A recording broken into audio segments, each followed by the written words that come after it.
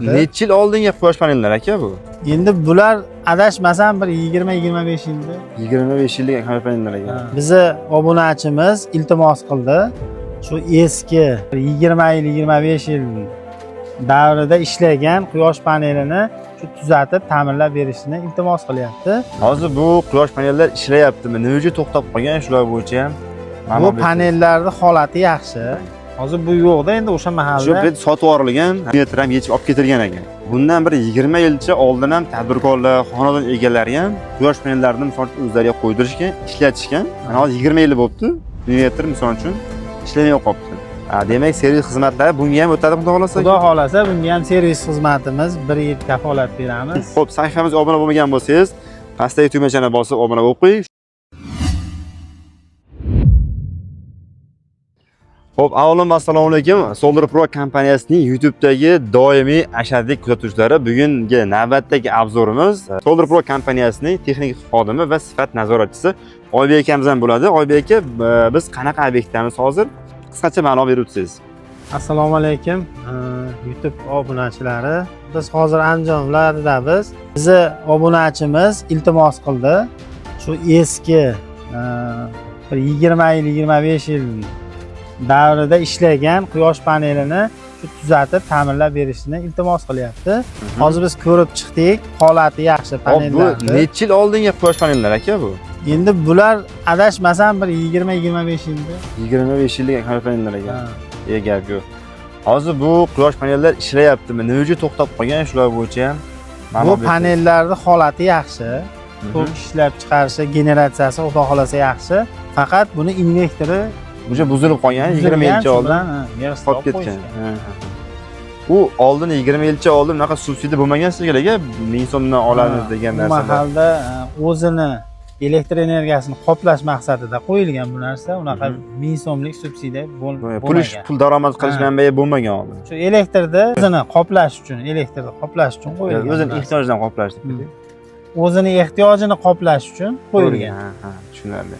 Xo'p, endi ushbu xonadonning egasi sizga qanaqa takliflar beryapti, qanaqa bir iltimos bilan chiqyapti endi? Bizga endi iltimosga chiqayotgani sababi shuni ishlatib yurg'izib berishni iltimos qilyapti. O'shani biz o'rgangani keldik, ko'rdik. Panellar holati yaxshi. Invertor qo'ysa, invertor qo'yib, bir qator montaj shitini o'rnatib, chiroyli qilib montaj qilib beramiz. Tushunarli. Lekin samaradorligi hozirgi quyosh panellariga qaraganda ancha pastroq ekan-a bular oldingi chiqimlar. Ancha pastroq bo'lishi mumkin. Endi ish jarayonida yana bir qator ko'rib chiqamiz. Juda ham yaxshi. Gap bo'lishi mumkin emas. Xo'p, demak Oybek aka, bundan bir 20 yil, 25 yil oldin ham oddiy aholi, xonadonlar va tadbirkorlar ham shunaqa quyosh panelini qo'ydirishgan ekan. Endi savol tug'ilyapti. Buni rekonstruksiya qilib, yana hech kim tuzatmaganmi buni? Nimaga bu holat kelib qoldi? Nima deb o'ylaysiz aka o'zingiz?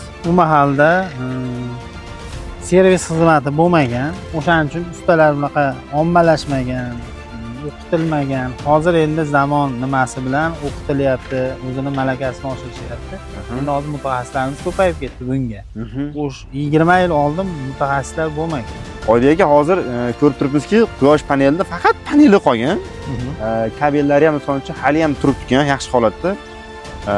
Invertor yo'q ekan. Invertor nima qilishgan, bu sotib olishgan, nima qilishgan bu xonadonda?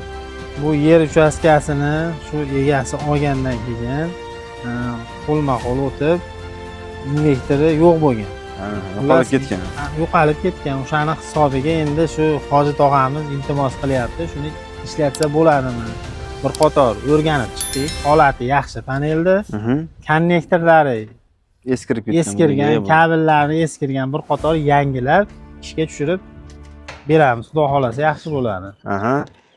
Demak, yangi nima qo'yib berasiz? Yangi invertor qo'yib, ishlatib, yurg'izib, uy egasiga topshirib, obzor qilamiz Xudo xolasa, gap yo'q.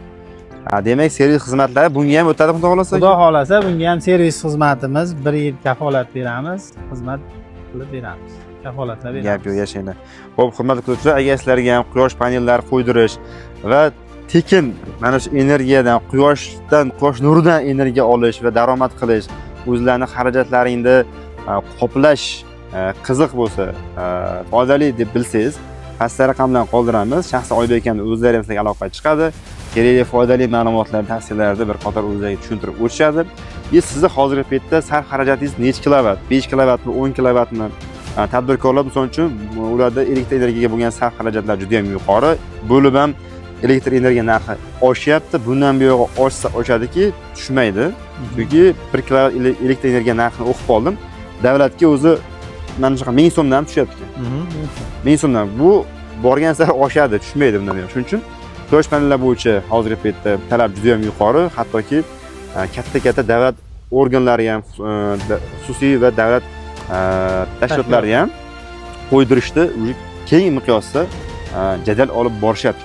Xo'p, sahifamizga obuna bo'lmagan bo'lsangiz, pastdagi tugmachani bosib obuna bo'lib qo'ying. Shu kabi foydali ma'lumotlarda va maxsus chegirmali narxlarda quyosh panellarni qo'ydirmoqchi bo'lsangiz, ushbu raqamga qo'ng'iroq qiling va ko'proq ma'lumotga ega bo'ling.